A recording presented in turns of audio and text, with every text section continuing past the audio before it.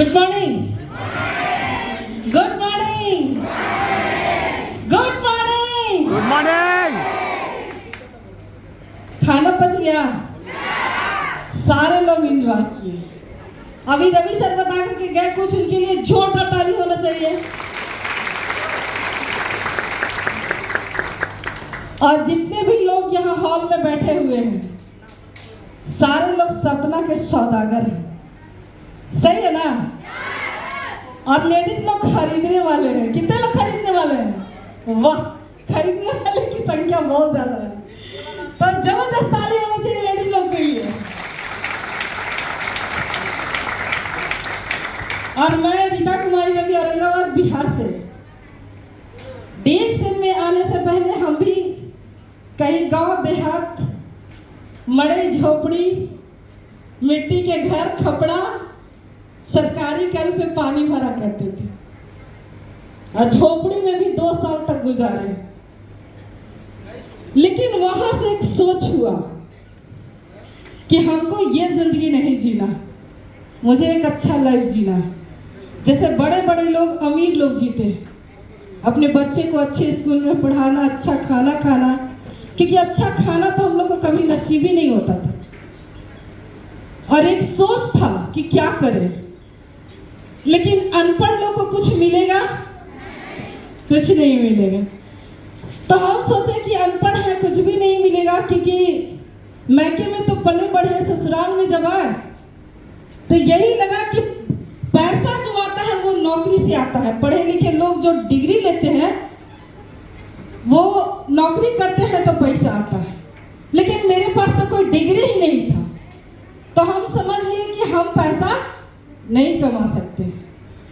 फिर हम कुछ दिन समूह में काम किए, 5 से 6 साल समूह में काम करने के बाद हमको यही समझ में आया कि समूह में लोन लेकर के या पैसा जमा करवा करके गरीब आदमी को गरीब बना सकते हैं, लेकिन गरीब को कभी अमीर नहीं बना सकते हैं। इसीलिए हम सोचे कि हम यहाँ काम नहीं करेंगे, हमको ऐसे जगह पे काम करना है जो इस गरीबी की खाई से हम भी निकले और बहुत सारे लोग को निकाल सके। ऐसे काम की तलाश थी, लेकिन हमको पता नहीं था कि कौन सा ऐसा काम करें। लेकिन गांव से जब शहर आए तो शहर में मामूली सा कपड़ा बेचने वाले इंसान मिले, उनके लिए जोरदार ताली होना चाहिए। और कपड़ा बेचने वाले इंसान मुझे डीएक्सएन की मीटिंग में लाए, और जो डीएक्सएन की मीटिंग में लाए तो एक महान हस्ती हमारे बीच अब नहीं है, हमारे स्वर्गीय के अग्रवाल सर के लिए जोरदार ताली होना चाहिए। वो मेरे गुरु, मेरे आइडियल, मेरे भगवान, मेरे सब कुछ होते।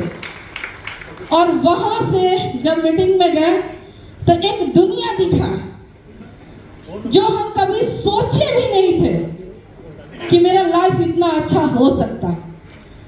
जो 10 रुपया के कट पीस साड़ी के लिए जो 6 महीना तक इंतजार करे, 1 साल इंतजार करे, वो कभी सोच नहीं सकती है कि हम कभी लाखों का इनकम कर सकते हैं।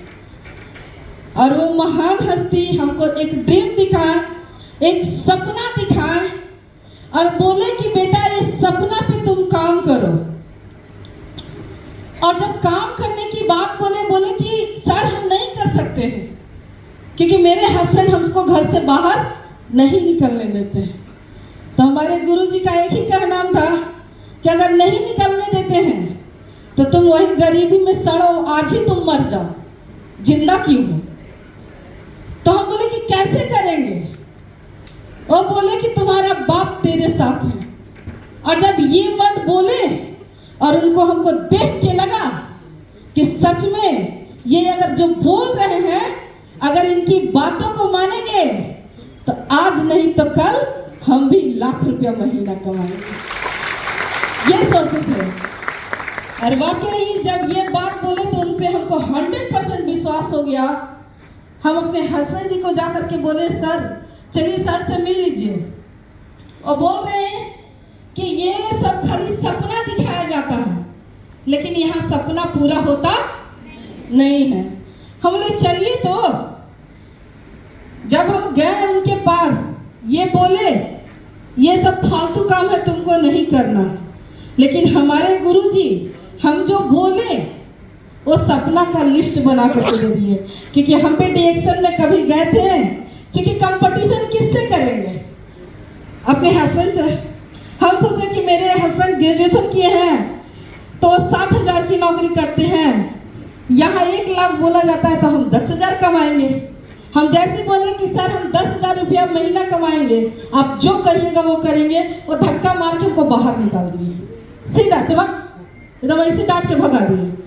तो हम बोले तो कितना बोले, उनके पास डिग्री है तो इतना, प्लस में पैसा भी दिए तो मिला, हम तो पढ़े लिखे नहीं हैं। तो बोले कि तू गेट से बाहर जाओ और सोच के आओ कि तुमको 1 लाख चाहिए। और जैसे हम गए, हमने सोचने में क्या जाता है, चले गए बाहर, जा करके अंदर आए, बोले सोच ली। हमने जी अब तुम बता तुमको 1 लाख चाहिए क्यों? अब तो मेरा, हम सोचने लगे कि हमको चाहिए क्यों। तब फिर हम बोले इतना मेरे पास गरीबी है, इतना दिक्कत है, हमको इसको अच्छा करने के लिए हमको पैसा चाहिए। तो बोले कि तुमको मेहनत करना पड़ेगा, कितना कर सकती है? हम बोले कि सर अगर सच में यहाँ लाखों का इनकम हो सकता है और हम कमा सकते हैं, तो एक माँ से मत पूछिए कि अपने बच्चे के लिए कितना संघर्ष कर सकती है गरीबी से निकालने के लिए। तो बोले कि ठीक है तुम करो। और जब स्टार्ट किए, रवि सर भी मेरा 1.5 से 2 साल तक सपोर्ट नहीं किए, लेकिन हम अकेले फील्ड में जा करके 5-5 किलोमीटर 10-10 किलोमीटर पैदल चल करके डीएक्सल सिस्टम को खड़ा किए। और करने के बाद 2015 में ही, क्योंकि हम कसम खाए थे कि सच में यहाँ से 1 लाख रुपया अगर आता है तो सबसे फर्स्ट किसी का बोनस 1 लाख होगा औरंगाबाद शहर में, तो रीता कुमारी रवि का होगा। अब यही सोच करके हम काम करना स्टार्ट किए। और 2015 में ही मेरा 95,000 का बोनस, और 2016 में हस्बैंड वाइफ दोनों दुबई क्वालिफाई किए और 1 लाख प्लस का बोनस मेरा है। यानी कि 2016 से ही हम मिलीनियर। और अभी तो कह नहीं सकते हैं, क्योंकि मेरे नीचे प्रिंस कुमार डबल मिलीनियर से भी ज्यादा पैसा कमाते हैं। और लाखों का इनकम करने वाली लेडीज लोग भी, जिस तरह से हम पढ़े लिखे नहीं थे, आज मेरे टीम में बहुत सारी लेडीज लोग पैसा कमा रही है, कार से चल रही हैं। तो मेरा एक सोच था कि हम लाखों का इनकम करें। हम गरीब हैं, हमको गरीबी से निकलना है। हमको देश नहीं, क्योंकि हम ऐसे जगह से, ऐसे गांव से हैं जहाँ की लेडीज लोग खेत में धान काटने के लिए जाती थी, मेहनत मजदूरी करने के लिए जाती थी। लेकिन हम वहां से डिसीजन लिए कि सच में अगर यहाँ से जिंदगी बदलता है तो एक रीता लाख रुपया नहीं कमाएगी, लाखों रीता को पैदा करेंगे। इसीलिए आप देख सकते हैं सबसे ज्यादा लेडीज की भीड़ है और मेरी टीम में ज्यादा लेडीज लोग आए हैं। क्यों? क्योंकि कहा जाता है कि जब बिजली चमकती है तो मौसम को बदलती है, और जब हवा और आंधी और तूफान चलती है तो दिन को रात में बदलती है, और जब नारी शक्ति जागती है तो पूरा इतिहास बदल कर रखती है। ये ताकत लेडीज में है। उसी दिन हम सोच लिए, क्योंकि हमारे विश्व गुरु प्रोफेसर सरगतम के लिए जोरदार ताली होना चाहिए। जब हम पटना मीटिंग में गए और जब सर जी का बात सुने कि कूड़ा कचरा बीनने वाला का बेटा भी क्राउन मिनिस्टर की कुर्सी पर बैठ सकता है, तो हम भी वही सोचे कि जब वैसे लोग बैठ सकते हैं तो हम क्यों नहीं। और हम भी डिसीजन लिए कि एक रीता क्राउन मिनिस्टर नहीं बनेगी, बल्कि लाखों क्राउन मिनिस्टर को पैदा करेंगे जो लाखों क्राउन मिनिस्टर बन सके। तो ये जब पावर मिला है तब पकड़ना चाहिए कि छोड़ना चाहिए? कितने लोग पकड़ेंगे? वाह, एक छोटा ताली होना चाहिए।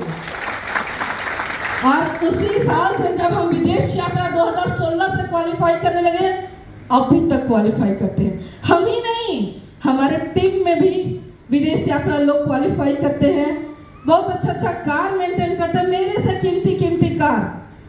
हमारी एक बसंती दीदी है जो सब्जी बेचती थी और दूध बेचती थी, आज 1,10,000 का बोनस और 13 लाख के कार मेंटेन करती है।